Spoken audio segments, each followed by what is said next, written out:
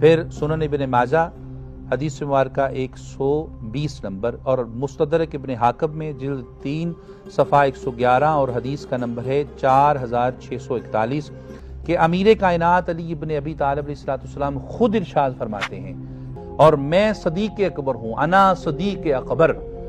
اور پھر امیر کائنات فرماتے کہ میرے بعد یہ دعویٰ نہیں کرے گا مگر وہ جو جھوٹا ہوگا.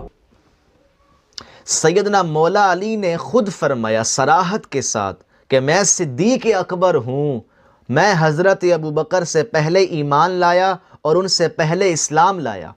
یاد رکھ لے کتب حدیث میں اگر تمام حدیث کی کتابیں کھنگال مارے، کتب حدیث میں جس کو صدیق اکبر کہا گیا وہ ایک ہی ذات ہے، وہ مولا علی کی ذات ہے. خدا کی عزت کی قسم علی ہی صدیق اکبر ہے. مجھے خدا کی عزت کی قسم علی ہی فاروق ہے جس نے حق اور باطل کے درمیان فرق کیا. تو آپ روایت کرتے کہ ان میں سب سے بڑا سچا علی ابن ابی طالب ہے، تو اللہ کہہ رہے لوگوں علی کے ساتھ ہو جاؤ. میرے مولا فرماتے میں صدیق اکبر ہوں، میرے بعد کوئی صدیق اکبر کا دعویٰ کرے وہ جھوٹا تو ہو سکتا ہے، صدیق اکبر نہیں ہو سکتا. اللہ کے رسول نے جس کو صدیق اکبر کہا وہ علی ہے.